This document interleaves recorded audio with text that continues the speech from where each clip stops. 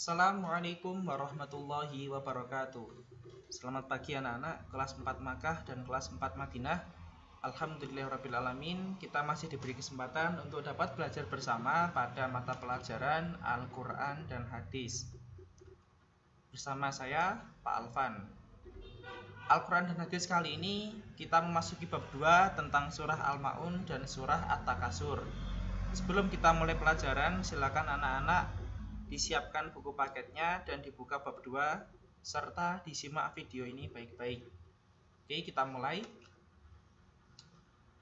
Nomor 1, surah Al-Ma'un. Yang pertama, asbabun nuzul surah Al-Ma'un atau sebab-sebab turunnya surah Al-Ma'un, yaitu surah ini diturunkan terkait sikap Abu Sufyan yang enggan memberikan daging kepada anak yatim yang memintanya. Bahkan Abu Sufyan menghardik dan mengusirnya atau menganiaya anak yatim. Karena sikap itulah maka Allah menurunkan surah Al-Ma'un sebagai peringatan baginya dan bagi kita semua agar kita tidak menganiaya anak yatim. Selanjutnya, surah Al-Ma'un ini adalah surah ke-107 di dalam Al-Quran. Surah Al-Ma'un terdiri dari 7 ayat. Surah Al-Ma'un tergolong surah Makkiyah atau diturunkan di kota Mekah. Kata Al-Ma'un diambil dari ayat terakhir atau ayat ke-7. Al-Ma'un artinya barang yang berguna. Nama lain dari surah Al-Ma'un ini ada beberapa. Yang pertama Ad-Din, Al-Yatim, dan At-Takdzib. Baik, kita lanjutkan. Lafal surah Al-Ma'un. Mari kita baca bersama-sama. Bismillahirrahmanirrahim. Ara'aital ladzi yukadzibu biddin. Ara'aita, tahukah kamu, alladzi orang yang yukadzibu mendustakan biddin agama. Tahukah kamu orang yang mendustakan agama? Fadzalikal ladzi yad'ul yatim. Fadzalika, maka itulah alladzi orang yang yad'ul yatim, menghardik anak yatim. Jadi orang yang mendustakan agama adalah orang yang menghardik anak yatim. Wala yahuddu ala ta'amil miskin. Wala yahuddu, dan tidak mendorong, ala ta'amil miskin, memberi makan orang miskin. Fawailul lil musallin, maka celakalah orang yang sholat. Alladzina hum an sholatihim sahun, yaitu orang-orang yang lalai terhadap sholatnya. Alladzina hum yura'un, yang berbuat riya. Wa yamna'unal ma'un, dan enggan memberikan bantuan. Nah, inilah lafal dan juga terjemah dari surah Al-Ma'un. Untuk arti perkatanya bisa kalian lihat di buku paket halaman 21 dan 22. Kita lanjutkan. Tafsir surah Al-Ma'un. Pada ayat pertama disebutkan, tahukah kamu orang yang mendustakan agama itu? Kata mendustakan bisa diartikan dengan mengingkari atau tidak mematuhi agama. Selanjutnya, pada ayat kedua menjelaskan pertanyaan ayat pertama bahwa yang dimaksud mendustakan agama adalah orang yang menghardik anak yatim atau menganiaya anak yatim. Anak yatim adalah anak yang ditinggal mati oleh bapaknya. Jadi pada ayat ini bukan hanya anak yang ditinggal mati oleh bapaknya, tapi juga anak yang ditinggal mati oleh ibunya. Cuma diwakili dengan anak yatim. Sebenarnya itu untuk dua-duanya, jadi untuk anak yatim dan juga anak piatu. Kita lanjutkan. Ayat ketiga ditambah lagi, yang termasuk mendustakan agama adalah orang yang tidak menganjurkan memberi makan kepada orang yang miskin. Ayat keempat menjelaskan bahwa orang-orang yang sholat juga dapat celaka. Siapa mereka? Ayat kelima menerangkan dari ayat keempat tadi, yaitu orang-orang yang lalai dalam sholatnya, menunda-nunda sholat termasuk lalai dalam sholat, jadi mengundur-mundur waktu sholat. Selanjutnya ayat ke-6 ditambah lagi, yaitu mereka yang berbuat riya. Riya adalah berbuat sesuatu agar mendapat pujian, bukan karena Allah, atau berbuat pamer. Ayat ke-7 melengkapinya dengan merekalah yang enggan memberikan bantuan. Kita lanjutkan. Kandungan surah Al-Ma'un. Surah Al-Ma'un ini menjelaskan tentang orang yang mendustakan agama.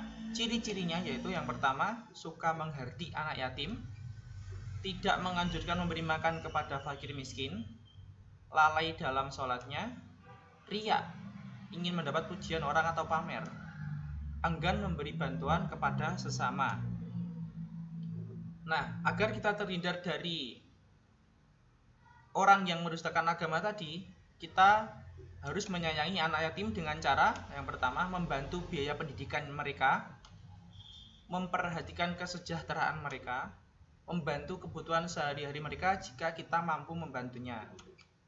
Kita lanjutkan. Yang kedua, kita mempelajari tentang surah At-Takasur. Asbabun nuzul surah At-Takasur atau sebab turunnya surah At-Takasur. Surah At-Takatsur diturunkan sebagai teguran dua kabilah Ansor, yaitu Bani Haris dan Bani Harisah, yang saling menyombongkan diri dengan harta kekayaan dan keturunan mereka. Padahal harta dan semua yang kita punya hanyalah ujian belaka atau titipan Allah. Semua itu akan dipertanggungjawabkan di akhirat kelak. Surah ini sebagai peringatan agar kita tidak lalai dengan harta yang banyak. Harta yang banyak justru dapat kita gunakan untuk menolong sesama agar bermanfaat bagi orang lain. Itulah asbabun nuzul dari surah At-Takasur, agar kita tidak menyumbangkan harta kekayaan yang sebenarnya hanyalah titipan. Surah At-Takasur adalah surah ke-102 di dalam Al-Quran. Surah At-Takasur terdiri dari 8 ayat. Surah At-Takasur tergolong ke dalam surah Makkiyah atau turun di kota Mekah. Nama At-Takasur diambil dari ayat pertama. At-Takasur artinya bermegah-megahan. Kita lanjutkan. Lafal dan tafsir surah At-Takasur. Mari kita baca bersama-sama. Bismillahirrahmanirrahim. Alhaakumut takatsur. Bermegah-megahan telah melalaikan kamu. Hatta zurtumul maqabir. Sampai kamu masuk ke dalam kubur. Kalla saufa ta'lamun. Sekali-kali tidak, kelak kamu akan mengetahui akibat perbuatanmu itu. Tsumma kalla saufa ta'lamun. Kemudian sekali-kali tidak, kelak kamu akan mengetahui. Kalla lau ta'lamuna ilmal yaqin. Sekali-kali tidak, sekiranya kamu mengetahui dengan pasti. Latarawunnal jahim. Niscaya kamu benar-benar akan melihat neraka jahim. Tsumma latarawunnaha 'ainal yaqin. Kemudian kamu benar-benar akan melihatnya dengan mata kepala sendiri. Tsumma latus'alunna yauma idzin 'anin na'im. Kemudian kamu benar-benar akan ditanya pada hari itu tentang kenikmatan yang megah di dunia itu.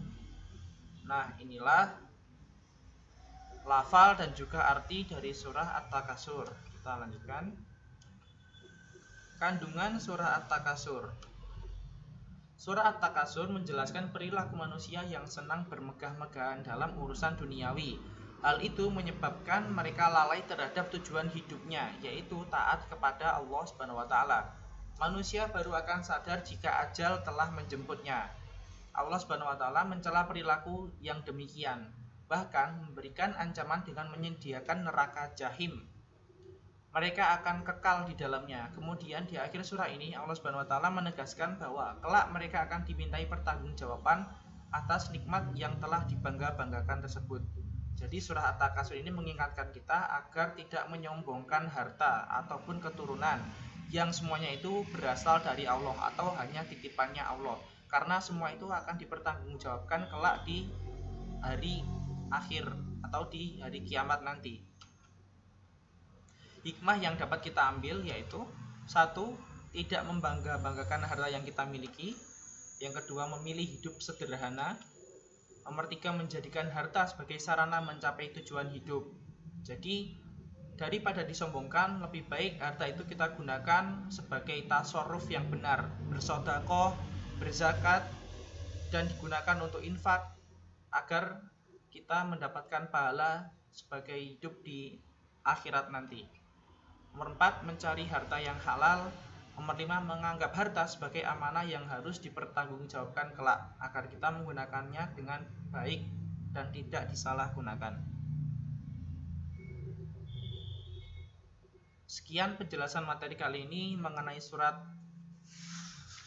Al-Ma'un dan surat At-Takasur. Kurang lebihnya mohon maaf. Assalamualaikum warahmatullahi wabarakatuh.